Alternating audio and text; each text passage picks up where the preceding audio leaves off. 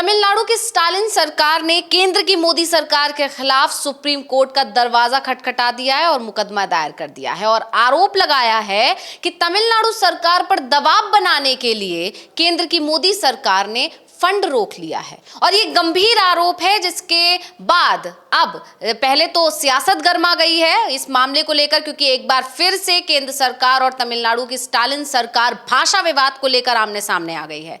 क्योंकि आपको याद होगा, पिछले दिनों राज्यपाल वाले मामले में भी तमिलनाडु सरकार और केंद्र सरकार के बीच ही तनातनी देखने को मिली थी। उस मामले में भी सुप्रीम कोर्ट का जो झुकाव रहा था वो तमिलनाडु सरकार के पक्ष में ही रहा था। राज्यपाल को निर्देश दे दिए गए थे और पर लंबी बहस छिड़ी। इस मामले में उपराष्ट्रपति जगदीप धनखड़ की भी एंट्री हो गई, उसके बाद तमाम बीजेपी सांसदों की तरफ से भी बयान आए और आखिर में राष्ट्रपति की भी इस मामले में एंट्री हुई और द्रौपदी मुर्मू ने 14 सवाल सुप्रीम कोर्ट से पूछ लिए थे। और अब एक बार फिर से तमिलनाडु सरकार और मोदी सरकार आमने सामने आ गई है और तमिलनाडु सरकार का यह आरोप है कि क्योंकि वो उनका हिंदी को लागू करने का जो फैसला है उसे मान नहीं रही है तमिलनाडु सरकार, इसलिए अब दबाव बनाने के लिए या न्यू एजुकेशन पॉलिसी को लागू करने के लिए फंड रोका जा रहा है मोदी सरकार की तरफ से। तो अविनाश जी, आपके पास आना चाहूंगी, ये पूरा क्या मामला है? कैसे तमिलनाडु सरकार ने अब एक और मामले में मोदी सरकार को घेर लिया? क्योंकि पहले ही तमिलनाडु सरकार की तरफ से लगातार केंद्र सरकार पर ये आरोप लगते हैं कि राज्यपाल के सहारे वो अपना हस्तक्षेप करती है राज्य सरकार के काम में, कंट्रोल रखती है राज्य सरकार के काम में। और अब नया विवाद, जो कि भाषा विवाद का मामला लगातार तमिलनाडु सरकार उठा रही है, लगातार त्रिभाषा फॉर्मूले का विरोध किया जा रहा है, हिंदी को थोपने का विरोध किया जा रहा है। ऐसे में अब ये गंभीर आरोप भी उनकी तरफ से लगा दिया गया है और सुप्रीम कोर्ट का रुख जो पिछले दिनों रहा है इस मामले को लेकर, केंद्र और तमिलनाडु सरकार के बीच जो तनातनी है उसको लेकर, उसको देखते हुए इस बार क्या रुख रह सकता है? नहीं, बिल्कुल तमिलनाडु के साथ में जो केंद्र सरकार का जो बर्ताव सा चल रहा है वो बिल्कुल टकराव वाला है। क्योंकि तमिलनाडु में जो विधानसभा चुनाव होने हैं वो अगले साल की शुरुआत में ही होने हैं, मतलब साल भर से भी कम का वक्त बचा है। और जिस स्टेट में विधानसभा चुनाव में 8-10 महीने का समय बचता है उस पर बीजेपी की विशेष नज़र पड़ना शुरू हो जाती है। और तमिलनाडु सरकार का जो 2291 करोड़ रुपए रोक रखा है शिक्षा के लिए, जो फंड जारी होना था उसको केंद्र सरकार ने इसलिए रोक रखा है कि तमिलनाडु सरकार नई शिक्षा नीति की जो नीति है उसको लागू नहीं कर रही है। और सबसे बड़ी बात तो ये है कि सुप्रीम कोर्ट भी अपने फैसले में ये साफ कर चुका है कि शिक्षा का जो मामला है वो राज्य का विषय है। हम किसी भी राज्य सरकार को केंद्र की शिक्षा नीति लागू करने के लिए बाध्य नहीं कर सकते। राज्य सरकार चाहे तो शिक्षा नीति लागू करे, केंद्र की नई शिक्षा नीति, और नहीं तो जो उनकी शिक्षा नीति चली आ रही है उस पर वो अपना अमल कर सकते हैं। बोले इस मुद्दे पर, क्योंकि केंद्र सरकार की तरफ से याचिकाएं सुप्रीम कोर्ट में गई थी और सुप्रीम कोर्ट ने साफ कह दिया था कि इस मुद्दे पर तमिलनाडु सरकार का जो रुख है वो बिल्कुल सही रुख है, वो नहीं चाहते हैं तो नहीं लागू करेंगे। लेकिन नई शिक्षा नीति के नाम पर तमिलनाडु का जो फंड है, शिक्षा का फंड, उसको इन्होंने रोक रखा है केंद्र सरकार ने। तो इसी को लेकर तमिलनाडु की सरकार सुप्रीम कोर्ट आई है और सीधा सीधा केंद्र सरकार को ही पार्टी बना दिया है, जिसमें साफ साफ कहा गया है कि जब सुप्रीम कोर्ट बोल चुका है कि राज्य का विषय है, फिर ये हमारा फंड क्यों जारी नहीं कर रहे हैं? सिर्फ इसलिए कि वहाँ एनडीए की सरकार नहीं है। जहाँ एनडीए की सरकार है वहाँ तो आप जो फंड तो मिल ही रहा है, अतिरिक्त फंड भी जो वहाँ की सरकार मांगती है तो आप जारी कर देते हैं। लेकिन क्योंकि यहाँ एनडीए की सरकार नहीं है इसीलिए परेशान किया जा रहा है। और ये एक अकेला मुद्दा नहीं, बाकी तमाम मुद्दे हैं जिन पर केंद्र सरकार और तमिलनाडु सरकार के बीच में टकराव चल रहा है। और ये जो मुद्दा है इस पर तो जाहिर सी बात है, क्योंकि सुप्रीम कोर्ट अभी कुछ पिछले ही दिनों फैसला दिया था शिक्षा नीति को लेकर, तो इस मुद्दे पर भी सरकार के खिलाफ, जो केंद्र सरकार के खिलाफ ही सुप्रीम कोर्ट का फैसला आने की संभावनाएं दिखाई दे रही है। जी बिल्कुल, आपको बता दें, तमिलनाडु सरकार ने राज्य के लिए निर्धारित शिक्षा नीति रोके रखने के लिए केंद्र सरकार के खिलाफ भारतीय संविधान के अनुच्छेद 131 के तहत सीधे सुप्रीम कोर्ट में मामला दायर किया है। अब आप में से कई लोगों के जहन में यह सवाल भी होगा कि अनुच्छेद 131 होता क्या है, इसकी पावर क्या है, क्या इसके तहत केंद्र सरकार के खिलाफ मामला दायर किया जा सकता है?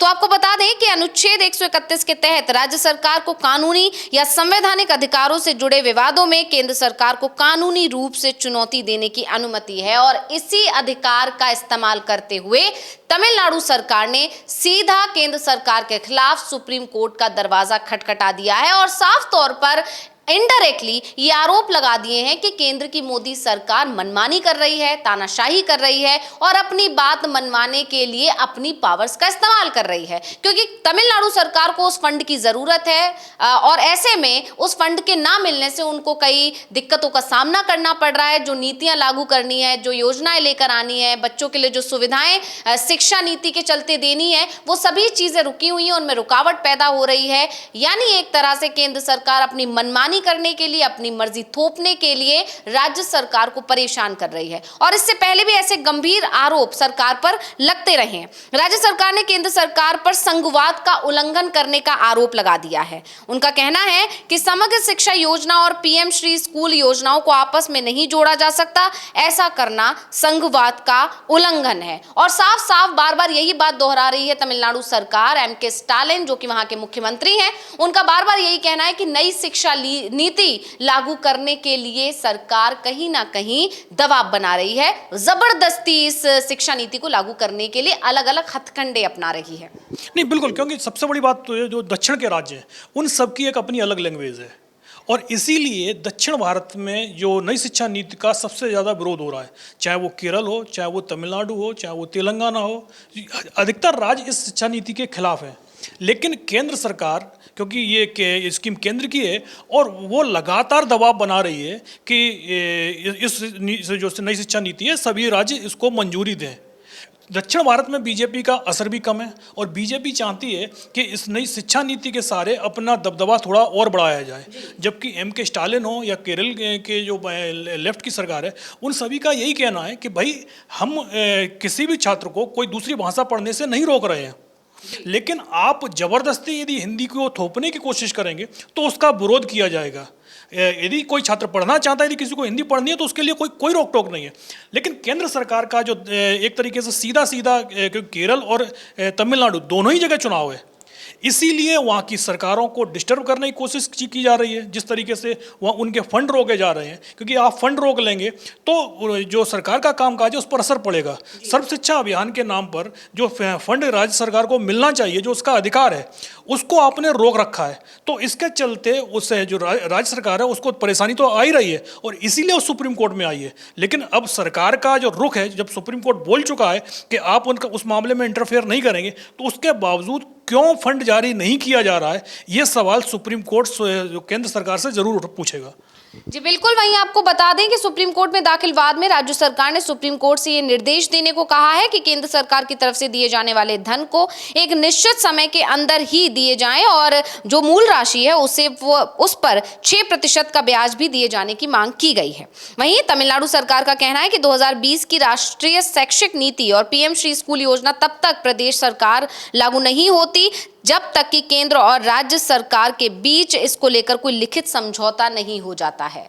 और जिस तरह से केंद्र सरकार के खिलाफ ये तमाम जो दक्षिण राज्य हैं वो एकजुट होते दिखाई दे रहे हैं, क्योंकि लगातार नई शिक्षा नीति के खिलाफ तमिलनाडु सरकार ने मोर्चा खोला हुआ है। पिछले दिनों उन्होंने जो गैर बीजेपी शासित राज्य हैं उनके मुख्यमंत्रियों को बुलावा भी भेजा था और कई मुख्यमंत्री उसमें शामिल हुए थे। एक जो पत्र जारी किया गया था उसमें सभी मुख्यमंत्रियों ने अपने हस्ताक्षर भी किए थे। ये सारी चीजें लगातार देखने को मिल रही हैं और तमिलनाडु सरकार बीजेपी की उन तमाम कोशिशों को लगातार एक तरह से खारिज कर रही है, या कह सकते हैं कि कोशिश को नाकाम कर रही है, जो कि वो दक्षिण में खुद को मजबूत करने के लिए इस्तेमाल कर रही है। जिसमें से सबसे बड़ा जो तरीका कह सकते हैं वो हिंदी को थोपने को लेकर है। बीजेपी की पूरी कोशिश है कि तमिलनाडु में जब चुनाव होंगे विधानसभा के, उससे पहले वहां हिंदी प्रचलित हो जाए और इससे जो वो बांटने की कोशिश करती है उसमें वो कामयाब हो सके और इससे उसको फायदा आने वाले विधानसभा चुनाव में मिल सके। लेकिन